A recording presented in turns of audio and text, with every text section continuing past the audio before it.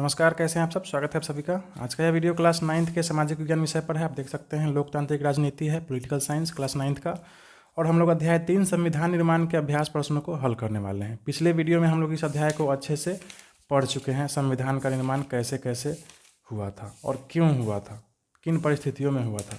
ठीक है, इसमें देखिए बीच में कुछ गलत बता दिए थे हम। देखिए यहाँ पे भारतीय संविधान में 1976 के 42वें संविधान संशोधन द्वारा 10 मूल कर्तव्यों का उल्लेख किया गया है। ये बात सही है कि 42वें संविधान संशोधन द्वारा 10 मूल कर्तव्यों का उल्लेख है, लेकिन फिर 2002 में 86वें संविधान संशोधन के द्वारा, ठीक है, एक और जोड़ा गया और मूल कर्तव्यों का संख्या अब हो गया है 11। ठीक है, इसको आप ध्यान में रखेंगे। ठीक है, मूल अधिकार जो है यह पहले 7 था, लेकिन बाद में संपत्ति का अधिकार खत्म कर दिया गया, तो मूल अधिकार हो गया कितना, 6। ठीक है, और मूल कर्तव्य जो था मूल कर्तव्य जो है यह अब हो गया है 11। ठीक है, तो आप इसको ध्यान में रखेंगे। चलते हैं अभ्यास प्रश्न पे। देखिए यहाँ पे आपका अभ्यास प्रश्न है। आप खुद से बनाने का प्रयास कर लिए होंगे, आशा करते हैं। ठीक है, चलिए देखते हैं कैसे हल होगा यह सब प्रश्न। देखिए इसमें पहला प्रश्न है कि नीचे कुछ गलत वाक्य है, हर एक में की गई गलती को पहचाने और इस अध्याय के आधार पर उसको ठीक करके लिखे। इसमें देखिए चारों जो लाइन लिखा हुआ है इसमें कुछ गलत लिखा हुआ है। ठीक है, आपको इसको सही करना है। पहला क में देखिए क्या कह रहा है कि स्वतंत्रता के बाद देश लोकतांत्रिक हो या नहीं, इस विषय पर स्वतंत्रता आंदोलन के नेताओं ने अपना दिमाग खुला रखा था। यह गलत है। स्वतंत्रता आंदोलन के नेताओं ने अपना दिमाग खुला नहीं रखा था। स्वतंत्रता आंदोलन के नेताओं का सपना था कि स्वतंत्रता के बाद हमारा देश जो है वह एक लोकतांत्रिक गणराज्य बने। ठीक, दूसरा है देखिए भारतीय संविधान सभा के सभी सदस्य संविधान में कही गई हर एक बात पर सहमत थे। यह भी गलत है। कैसे सहमत हो जाएंगे, सब अलग अलग क्षेत्रों से आए हुए थे, है ना। तो संविधान सभा के सदस्य अलग अलग क्षेत्रों का प्रतिनिधित्व कर रहे थे, अतः उनकी विचारधारा भी अलग अलग थी। ठीक, देखिए तीसरा है कि जिन देशों में संविधान है वहाँ लोकतांत्रिक शासन व्यवस्था ही होगी। यह भी गलत है, ऐसा जरूरी नहीं है। जिन देशों में संविधान है वहाँ लोकतांत्रिक शासन व्यवस्था हो ऐसा जरूरी नहीं है। जैसे चीन है, न्यूजीलैंड है, सऊदी अरब है, इन देशों में संविधान होते हुए भी वहाँ पे लोकतांत्रिक शासन नहीं है। ठीक, देखिए घ है कि संविधान देश का सर्वोच्च कानून होता है, इसलिए इसमें बदलाव नहीं किया जा सकता है। यह भी गलत है। संविधान देश का सर्वोच्च लिखित कानून होता है जिसमें समय और परिस्थिति के अनुसार बदलाव अर्थात संविधान संशोधन की जरूरत पड़ती है। ठीक है, हमारे भारत में भी संविधान संशोधन होता है। ठीक, तो आप इसको इस तरह से ठीक करके लिख सकते हैं। चलिए अगला प्रश्न है, देखिए 2 नंबर कि दक्षिण अफ्रीका का लोकतांत्रिक संविधान बनाने में इनमें से कौन सा टकराव सबसे महत्वपूर्ण था। तो देखिए दक्षिण अफ्रीका पड़ोसी देशों तो था ही नहीं, स्त्री और पुरुषों का था ही नहीं, गोरे अल्पसंख्यक और अश्वेत बहुसंख्यक, यही सही होगा। ठीक है, वहाँ पे गोरे अल्पसंख्यक तो जो यूरोप से आके बस गए थे, और अश्वेत बहुसंख्यक जो वहाँ के मूल निवासी थे, उन्हीं लोगों के बीच में झगड़ा था। ठीक है, तीसरा है रंगीन चमड़ी वाले बहुसंख्यक, यह भी नहीं होगा।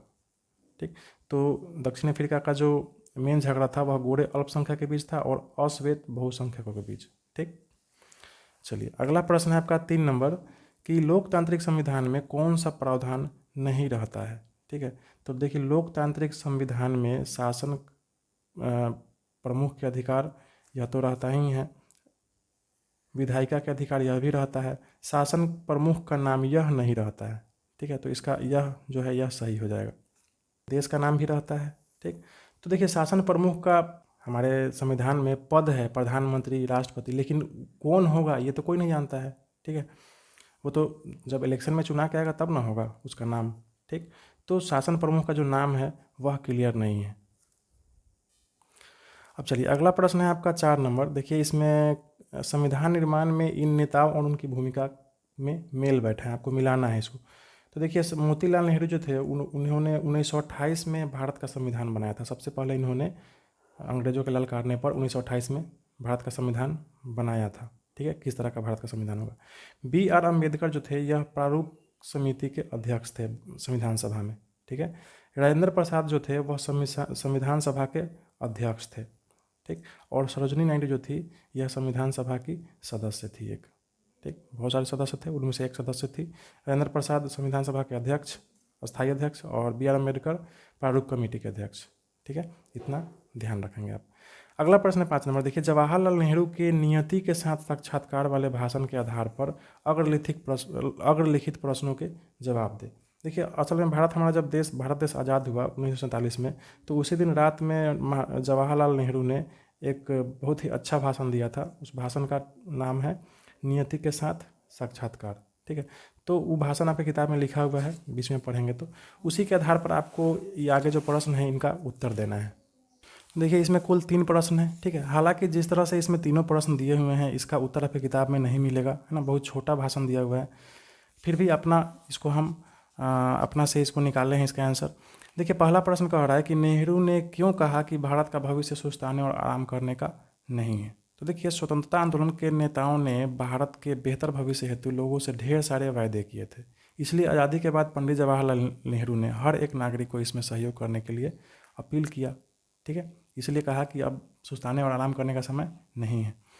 अगला है ख में कि नए भारत के सपने किस तरह विश्व से जुड़े हैं। तो देखिए अंग्रेजों के गुलामी की जंजीरों से हाल ही में आज़ाद हुए भारत देश का सपना विश्व से जुड़ा है, क्योंकि जिस तरह विश्व के अनेक देश सुधारवादी शासन व्यवस्था को अपना रहे थे, भारत को भी उनसे सीख लेते हुए बेहतर संविधान और लोकतंत्र की स्थापना करना था। ठीक है, तो इसका आंसर आप यह लिख सकते हैं। तीसरा है कि वे संविधान निर्माताओं से क्या शपथ चाहते थे, यानी जवाहरलाल नेहरू संविधान निर्माताओं से क्या शपथ चाहते थे। तो जवाहरलाल नेहरू चाहते थे कि संविधान सभा ऐसा संविधान का निर्माण करे जो भारत तथा उसके लोगों की सेवा में समर्पित हो। ठीक है, मतलब बेहतर संविधान हो, भारत के लोगों के लिए संविधान हो। ठीक, चलिए अगला प्रश्न है आपका। देखिए 6 नंबर कि हमारे संविधान को दिशा देने वाले ये कुछ मूल्य और उनके अर्थ हैं, इनको आपस में आपको मिलाना है और दोबारा लिखना है। पहला है संप्रभु। देखिए संप्रभु का मतलब होता है फैसले लेने का सर्वोच्च अधिकार लोगों के पास है। ठीक है, आप इसको इससे मिलान कर देंगे। गणतंत्र, गणतंत्र का मतलब होता है शासन प्रमुख एक चुना हुआ व्यक्ति हो। ठीक है। तीसरा है बंधुत्व, लोगों को आपस में परिवार की तरह रहना चाहिए, यही बंधुत्व कहलाता है। ठीक है। और चौथा है धर्मनिरपेक्ष, धर्मनिरपेक्ष हो जाएगा आपका सरकार किसी धर्म के निर्देशों के अनुसार काम नहीं करेगी। ठीक है, तो आप इसको इससे मिला सकते हैं। हो गया। अब देखिए 7वां नंबर प्रश्न में कह रहा है कि आप मतलब आपका एक मित्र है जो नेपाल में रहता है। ठीक है, और वहाँ पे कुछ उठापटक चल रहा है, राजनीतिक उठापटक चल रहा है। ठीक है, राजनीतिक पार्टियाँ राजा के शासन का विरोध कर रही है। उनमें से कुछ का कहना है कि राजा द्वारा दिए गए मौजूदा संविधान में ही संविधान से संशोधन करके चुने हुए प्रतिनिधियों को ज़्यादा अधिकार दिए जा सकते हैं। अन्य पार्टियाँ नया गणतांत्रिक संविधान बनाने के लिए नई संविधान सभा गठित करने की मांग कर रही है। इस विषय पर आप अपनी राय बनाते हुए अपने मित्र को पत्र लिखें। मतलब पहले नेपाल में राजा का शासन था, राजतंत्र का शासन था, तो कुछ पार्टियां जो थी वो राजा के पक्ष में थी। ठीक है, और राजा के पक्ष में बोलती थी कि जो मौजूदा संविधान है उसी में संशोधन करके चुने हुए प्रतिनिधियों को अधिकार दे दिया जाए। ठीक है, और कुछ पार्टी जो थी वो राजतंत्र के एकदम विरोध में थी और वो कहते थे कि नहीं, हम राजा को मानवे नहीं करेंगे, है ना, अलग संविधान सभा गठित होना चाहिए, नया संविधान सभा गठित होना चाहिए और इसमें राजा का कोई हस्तक्षेप नहीं होना चाहिए। ठीक, ये नेपाल का घटना है। आपका मित्र नेपाल में रहता है।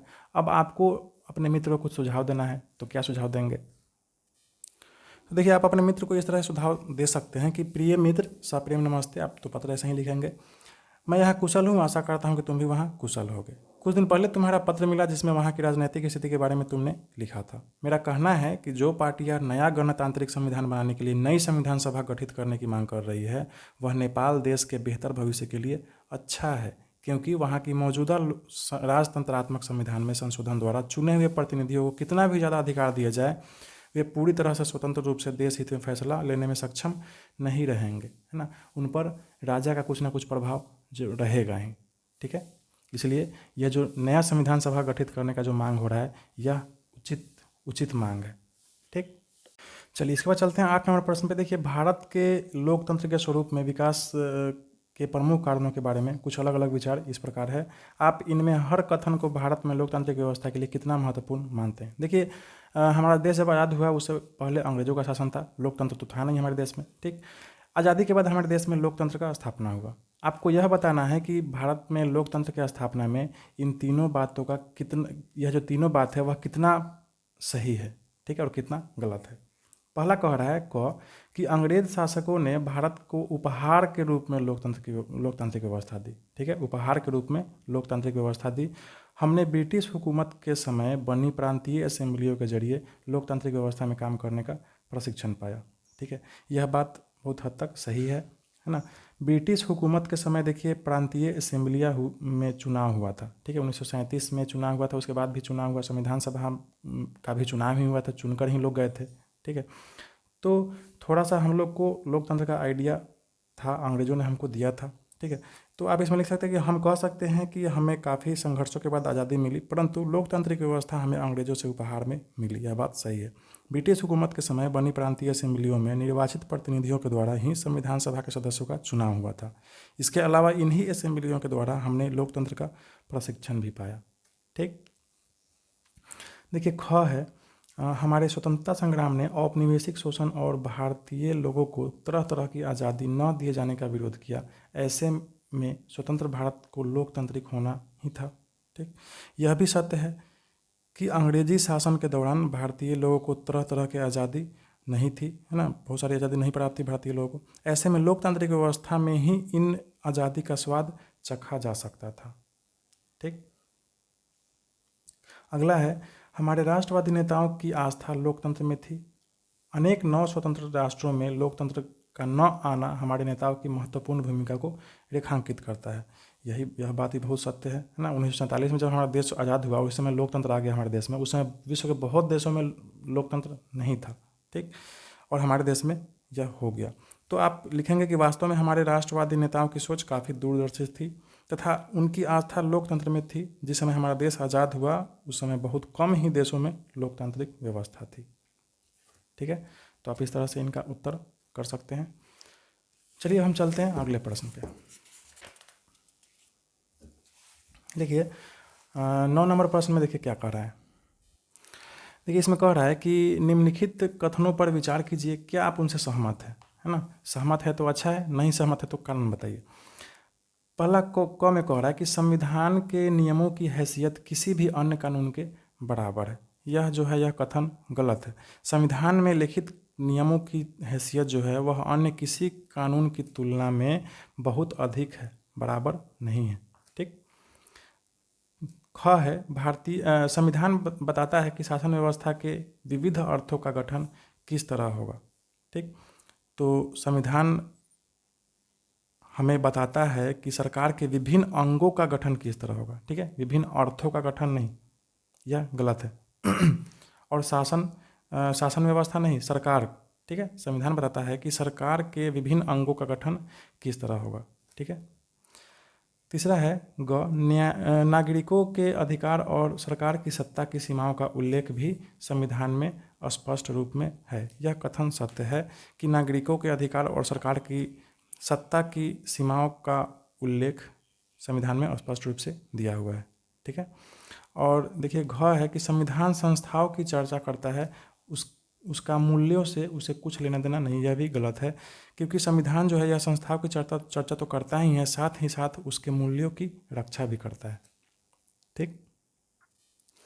चलते हैं अब अगले प्रश्न। देखिए 10 नंबर प्रश्न कह रहा है कि भारतीय संविधान का विश्व के दूसरे देशों के संविधान से तुलना करें, है ना।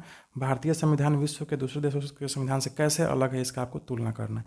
तो इसका सबसे पहला बिंदु में तो आप यह लिखेंगे, जब हमारा संविधान सभा बना था संविधान बनाने के लिए, तो संविधान सभा ने लगभग 60 देशों के संविधानों का अध्ययन किया था और जो कुछ भी भारत के लिए उपयुक्त लगा, अच्छा लगा, उसे भारतीय संविधान का हिस्सा बना लिया गया, ठीक। दूसरे बिंदु में आप लिख सकते हैं भारत देश का शासन प्रणाली संघात्मक है तथा गंभीर स्थिति में एकात्मक हो जाती है। मतलब भारत राज्य को संघों के रूप में काम करता है, ठीक है। और गंभीर स्थिति में कभी कभी आपातकाल लागू होता है, राष्ट्रपति शासन लागू होता है, तो क्या होता है, एकात्मक हो जाता है, केंद्र का शासन हो जाता है, ठीक है।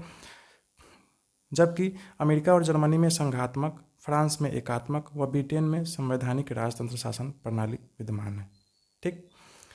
अगला बिंदु आप लिख सकते हैं कि भारत, ब्रिटेन और जर्मनी में संसदीय शासन प्रणाली है, जबकि अमेरिका अध्यक्षीय प्रणाली पर आधारित है, ठीक। अगला बिंदु में लिखेंगे कि भारत में एकीकृत न्यायपालिका है, जबकि अमेरिका में संघ और राज्य की विधियों के लिए अलग अलग न्यायालय हैं, ठीक।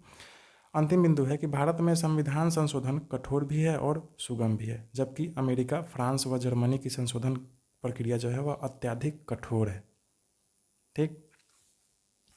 तो आप इस तरह से 10 नंबर प्रश्न का उत्तर कर सकते हैं। अब चलते हैं देखिए 11 नंबर प्रश्न पे। 11 नंबर में देखिए कह रहा है कि निम्नलिखित कथनों पर विचार कीजिए, क्या आप उससे सहमत है ना, और अपने कारण को ही बताना है, ठीक है, अगर सहमत नहीं है तो। पहला है, देखिए, भारत एक हिंदू बहुल राष्ट्र है, इस कारण हिंदुओं को विशेषाधिकार प्राप्त है। यह कथन गलत भी है और हम इससे सहमत भी नहीं है, क्योंकि देखिए भारत एक धर्मनिरपेक्ष देश है और राज्य की दृष्टि में सभी धर्म समान हैं। ठीक है, किसी भी धर्म को विशेषाधिकार प्राप्त नहीं है, सभी धर्म राज्य की दृष्टि में समान है। देखिए, ख है कि भारत एक गणराज्य है क्योंकि यहाँ राष्ट्रपति का पद वंशानुगत है। यह भी गलत कथन है। भारत एक गणराज्य है क्योंकि सरकार की शक्ति का स्रोत जनता में निहित है। ठीक है, राष्ट्रपति का चुनाव जनता द्वारा चुने गए प्रतिनिधियों के द्वारा होती है। ग है कि नागरिकों के साथ उसकी जाति, धर्म और लिंग के आधार पर भेदभाव नहीं किया जा सकता है। यह कथन सही है ना, कि भारत में नागरिकों के साथ उसकी जाति, धर्म और लिंग के आधार पर भेदभाव नहीं किया जा सकता है। घ में कह रहा है कि कानून के समक्ष सभी लोग समान हैं। क्या वास्तव में ऐसी स्थिति है? यह भी बात सही है ना, कि कानून के नज़र में सभी लोग समान है। अगला देखिए, 12 नंबर प्रश्न कह रहा है कि भारतीय संविधान की निम्नलिखित कौन सी विशेषता नहीं है, विशेषताएं नहीं है। तो देखिए, विशालतम और व्यापक संविधान, बहुत बड़ा संविधान है भारत का, तो सही है। ठीक, मूल अधिकार तथा मौलिक कर्तव्य, यह भी हमारे संविधान में है ना। मूल अधिकार 11 गो, मूल अधिकार 6 गो और मौलिक कर्तव्य 11 गो। ठीक, धर्मनिरपेक्षता, यह भी हमारे संविधान में है। ठीक, साम्यवादी शासन, यह हमारे संविधान का विशेषता नहीं है, तो इसका उत्तर हो जाएगा यही। आपसे पूछ रहा है कि कौन सी विशेषता नहीं है, तो इसका उत्तर हो जाएगा साम्यवादी शासन। यह साम्यवादी शासन जो है, यह चीन में चलता है। ठीक है, हमारे देश में नहीं है। इसका मतलब होता है एक ही पार्टी की सरकार, जब चुनाव हो तो एक को पार्टी खड़ा हो। आपके देश में चुनाव होता है तो बहुत सारा पार्टी खड़ा होता है, कांग्रेस है, भाजपा है, आम आदमी पार्टी है। लेकिन चीन में जब चुनाव होता है तो वहाँ एक को पार्टी है, वही खड़ा होता है, वही जीतता है, तो उसी को कहते हैं साम्यवादी शासन। तो कुल मिलाकर लगभग सब प्रश्नों का आप उत्तर कर ही दिए हैं। इसके बाद देखिए, इसमें आगे प्रश्न नहीं है, ऐसे ही लिखा है कि भारतीय संविधान के निर्माण में बिहार के कौन से नेता सक्रिय थे, है ना। तो संविधान निर्माण में बिहार के जो नेता थे वह काफ़ी महत्वपूर्ण थे। सबसे पहला नाम तो आप लिख देंगे, संविधान सभा का जो अध्यक्ष थे वो कौन थे? राजेंद्र प्रसाद। ठीक, और संविधान सभा के जो अस्थायी अध्यक्ष थे वो थे सच्चिदानंद सिन्हा। ठीक है, यह दोनों कहाँ के थे? बिहार के ही थे। अनुग्रह नारायण सिंह भी बिहार के थे, जगजीवन राम भी इसमें थे, बिहार के ही थे। तो आप इस तरह से बिहार के नेताओं का नाम लिख सकते हैं इसमें। ठीक, उसके बाद अखबार पढ़े और खुद से आपको यह करना है, तो आप इसको करते रहें।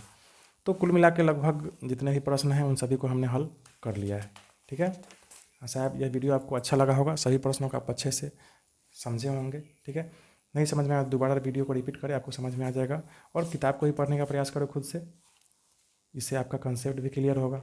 ठीक, चलिए, तो इस वीडियो को हम यहीं पे ख़त्म करते हैं। जल्द ही मिलेंगे अगले चैप्टर के साथ किसी नए वीडियो में। तब तक आप पढ़ते रहें, खुश रहें। और यह वीडियो अच्छा लगा तो कृपया वीडियो को लाइक कर दे, मेरे चैनल को सब्सक्राइब कर दे, बेल नोटिफिकेशन आइकन भी दबा ले ताकि हर नया वीडियो आप तक पहुंचता रहे, और शेयर भी कर दे अपने दोस्तों को। ठीक है, बाय।